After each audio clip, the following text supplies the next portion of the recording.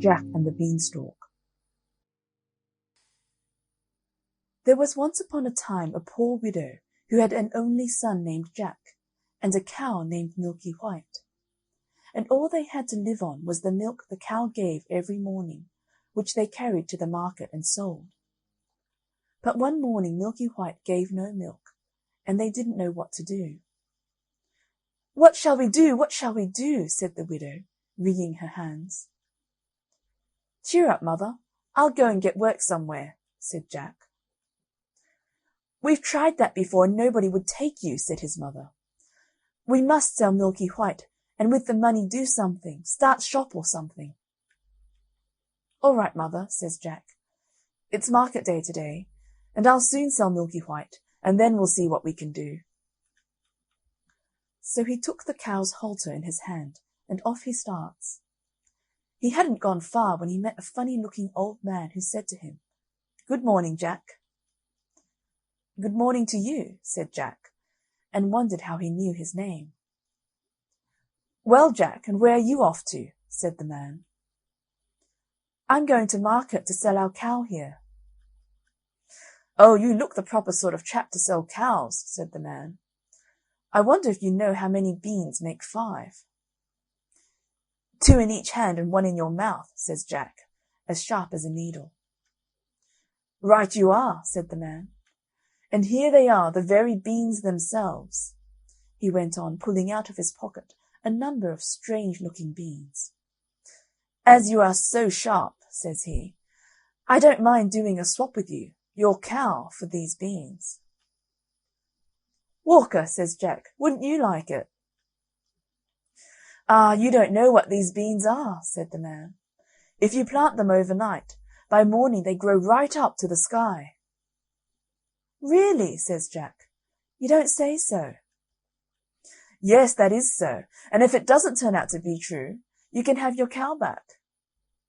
"Right," says Jack, and hands him over Milky White's halter and pockets the beans. Back goes Jack home, and as he hadn't gone very far, it wasn't dusk by the time he got to his door. "What, back, Jack?" said his mother. "I see you haven't got Milky White, so you've sold her. How much did you get for her?" "You'll never guess, mother," says Jack. "No, you don't say so. Good boy. 5 pounds? 10? 15? No, it can't be 20. "I told you couldn't guess. What do you say to these beans? They're magical. Plant them overnight and—" "What?" says Jack's mother. "Have you been such a fool, such a dolt, such an idiot, as to give away my Milky White, the best milker in the parish, and prime beef to boot, for a set of paltry beans? Take that! Take that! Take that!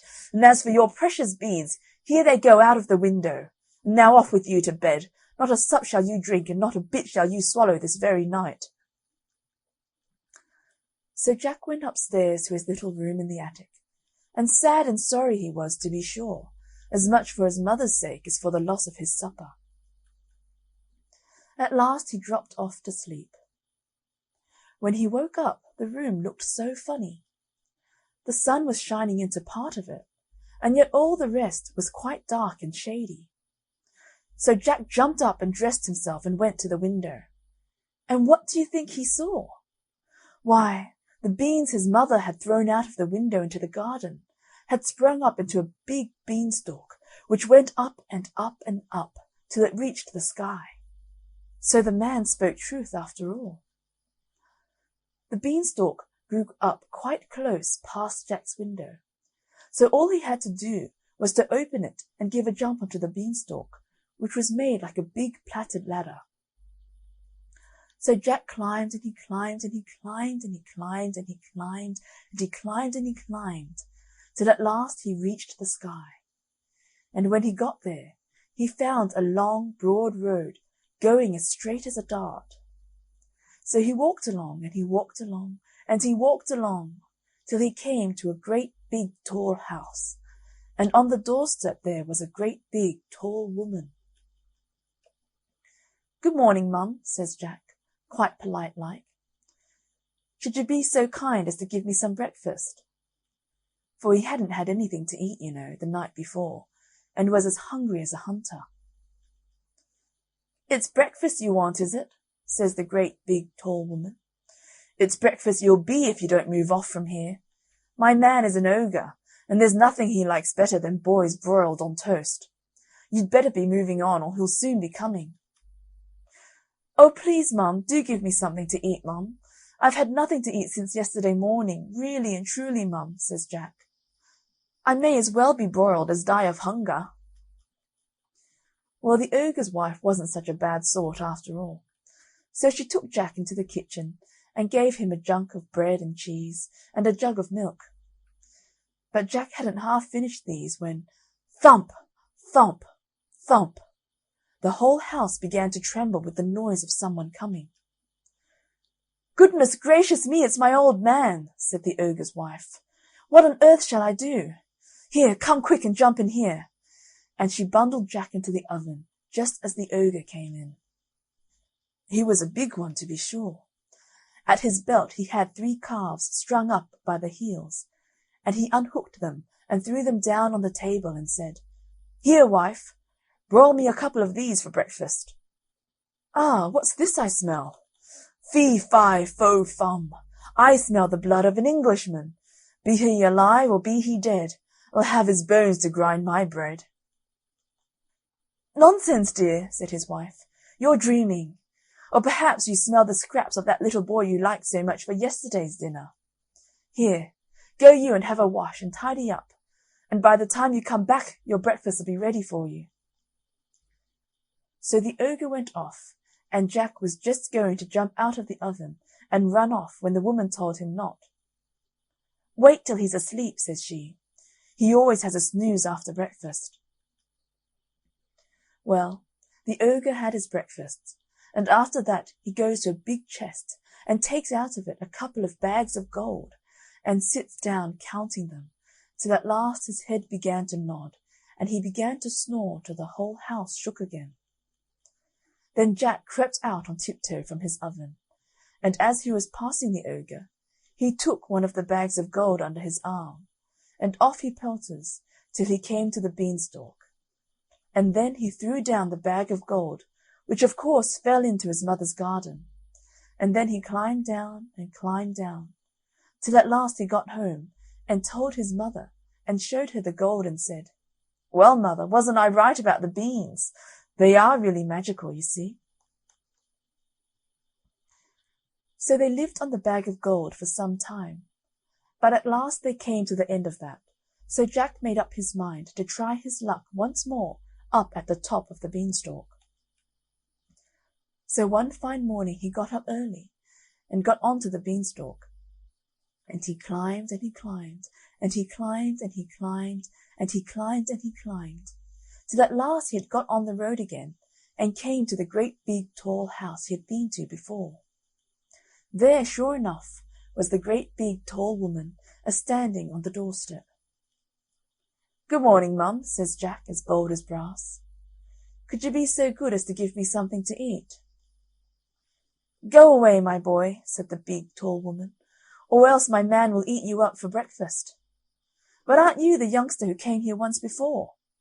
Do you know, that very day my man missed one of his bags of gold?" "That's strange, Mum," says Jack. "I dare say I could tell you something about that, but I'm so hungry I can't speak till I've had something to eat." Well, the big tall woman was that curious that she took him in and gave him something to eat. But he had scarcely began munching it as slowly as he could when, thump, thump, thump, they heard the giant's footstep, and his wife hid Jack away in the oven.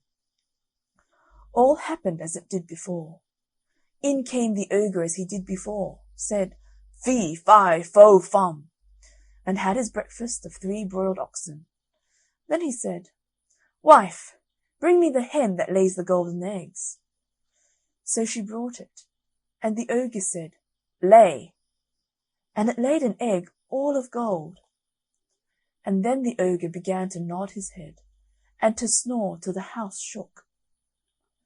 Then Jack crept out of the oven on tiptoe, and caught hold of the golden hen, and was off before you could say Jack Robinson. But this time the hen gave a cackle which woke the ogre, and just as Jack got out of the house he heard him calling, "Wife, wife, what have you done with my golden hen?" And the wife said, "Why, my dear?" But that was all Jack heard, for he rushed off to the beanstalk and climbed down like a house on fire. And when he got home he showed his mother the wonderful hen and said, "Lay," to it. And it laid a golden egg every time he said lay. Well, Jack was not content, and it wasn't very long before he determined to have another try at his luck up there at the top of the beanstalk. So one fine morning he got up early and went on to the beanstalk, and he climbed and he climbed, and he climbed and he climbed, till he got to the top. But this time he knew better than to go straight to the ogre's house, and when he got near it he waited behind a bush till he saw the ogre's wife come out with a pail to get some water. And then he crept into the house and got into the copper. He hadn't been there long when he heard thump, thump, thump, as before, and in come the ogre and his wife. "Fee, fi, fo, fum, I smell the blood of an Englishman," cried out the ogre. "I smell him, wife, I smell him." "Do you, my dearie?" says the ogre's wife. "Then if it's that little rogue that stole your gold and the hen that laid the golden eggs, he's sure to have got into the oven." And they both rushed to the oven, but Jack wasn't there, luckily. And the ogre's wife said, "There you are again with your fee, fi, fo, fum. Why, of course, it's the laddie you caught last night that I've broiled for your breakfast. How forgetful I am, and how careless you are not to tell the difference between a live un and a dead un." So the ogre sat down to the breakfast and ate it. But every now and then he would mutter, "Well, I could have sworn," and he'd get up and search the larder and the cupboards and everything, only luckily he didn't think of the copper. After breakfast was over, the ogre called out, "Wife, wife, bring me my golden harp." So she brought it and put it on the table before him. Then he said, "Sing," and the golden harp sang most beautifully, and it went on singing till the ogre fell asleep and commenced to snore like thunder. Then Jack lifted up the copper lid very quietly and got down like a mouse and crept on hands and knees till he got to the table, when he got up and caught hold of the golden harp and dashed with it towards the door. But the harp called out quite loud, "Master, master!" and the ogre woke up just in time to see Jack running off with his harp. Jack ran as fast as he could, and the ogre came rushing after, and would soon have caught him, only Jack had a start and dodged him a bit and knew where he was going. When he got to the beanstalk, the ogre was not more than 20 yards away, when suddenly he saw Jack disappear like. And when he got up to the end of the road, he saw Jack underneath climbing down for dear life. Well, the ogre didn't like trusting himself to such a ladder, and he stood and waited, so Jack got another start. But just then the harp cried out, "Master, master!" and the ogre swung himself down onto the beanstalk, which shook with his weight. Down climbs Jack, and after him climbed the ogre. By this time Jack had climbed down and climbed down and climbed down till he was very nearly home. So he called out, "Mother, mother, bring me an axe, bring me an axe!" And his mother came rushing out with the axe in her hand. But when she came to the beanstalk, she stood stock still with fright, for there she saw the ogre just coming down below the clouds. But Jack jumped down and got hold of the axe and gave a chop at the beanstalk, which cut it half in two. The ogre felt the beanstalk shake and quiver, so he stopped to see what was the matter. Then Jack gave another chop with the axe, and the beanstalk was cut in two and began to topple over. Then the ogre fell down and broke his crown, and the beanstalk came toppling after. Then Jack showed his mother his golden harp, and what with showing that and selling the golden eggs, Jack and his mother became very rich, and he married a great princess, and they lived happy ever after.